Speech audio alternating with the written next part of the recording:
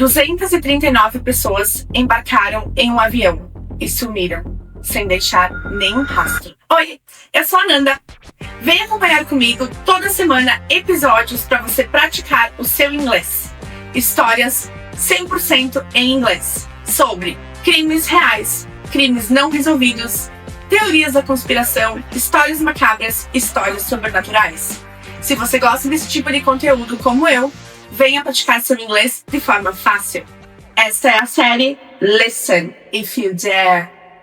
Imagine boarding a plane and then disappearing without leaving almost any trace. No distress call, no explanation, just silence. On the 8th of March 2014, Malaysia Airlines Flight MH370 took off from Kuala Lumpur, heading to Beijing, with 239 people on board. Everything seemed perfectly normal until 38 minutes after takeoff. The captain's last words to the air traffic control were, "Good night, Malaysian 730. Seconds later, the aircraft's transponder stopped transmitting. It simply vanished from civilian radar. But that wasn't the end. Military radar later revealed something terrifying.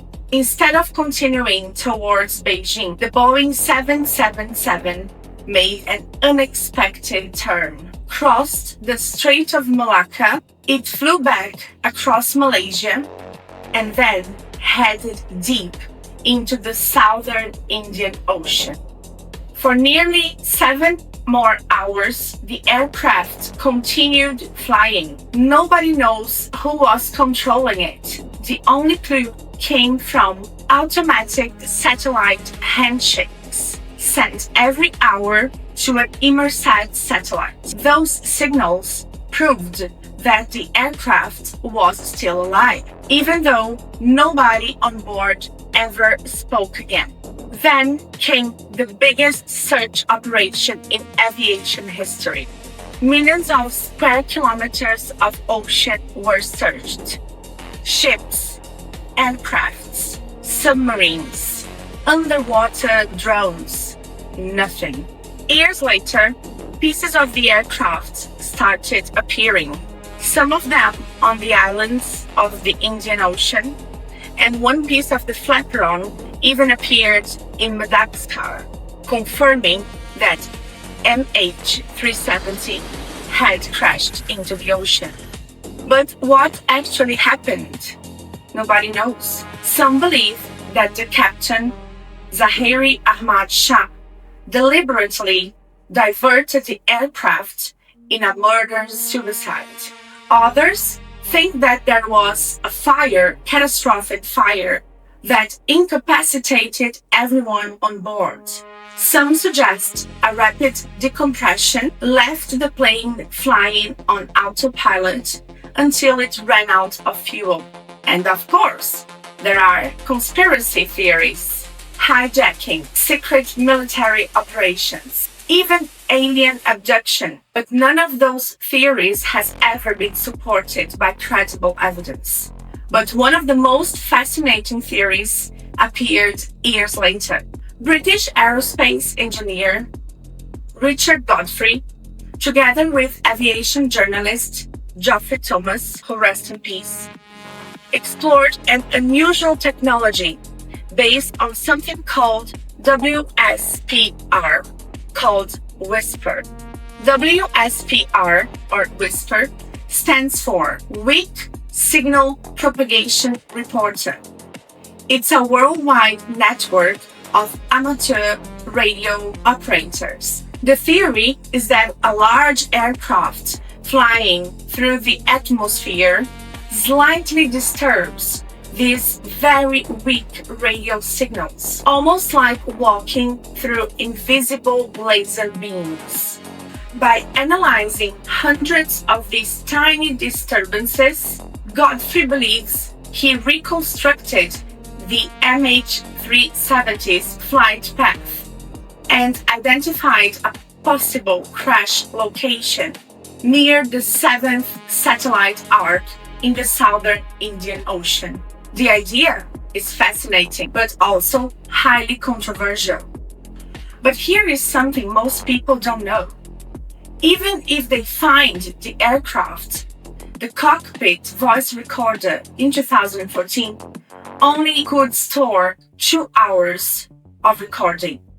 But, as I said before, the aircraft kept flying for nearly 7 hours, unless someone was speaking until the very final moments. The crucial conversations must have been overwritten long before the plane crashed. The flight data recorder, however, could still hold the aircraft's entire journey, if it's ever found. Then came one of the strangest details of all.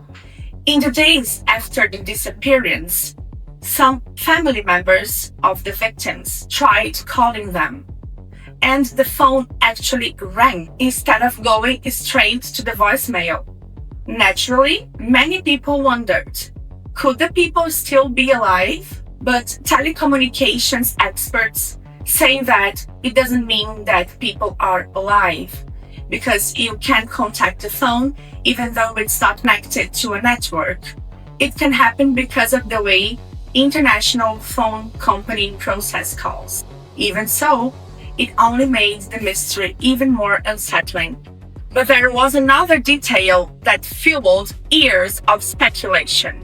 Hidden in the cargo hold, there were more than 2 tons of lithium-ion batteries, along with other electronic equipment. As lithium batteries can overheat, they used this argument to say that maybe it had caused a fire that incapacitated everyone on board, and also disabled the aircraft's communication system. Others believed that the cargo itself may have played a bigger role than we've ever been told. Adding even more mystery, 20 employees, engineers from the American semiconductor company Freescale were on board. Their presence quickly fueled conspiracy theories involving secret technology. But despite years of speculation, no evidence has ever connected them to the disappearance of the aircraft. They don't consider them the target. To this day, none of these theories were ever confirmed. And that's what makes MH370 so haunting. After more than a decade, we still don't know what happened to those 239 people on board, who simply disappeared into the night.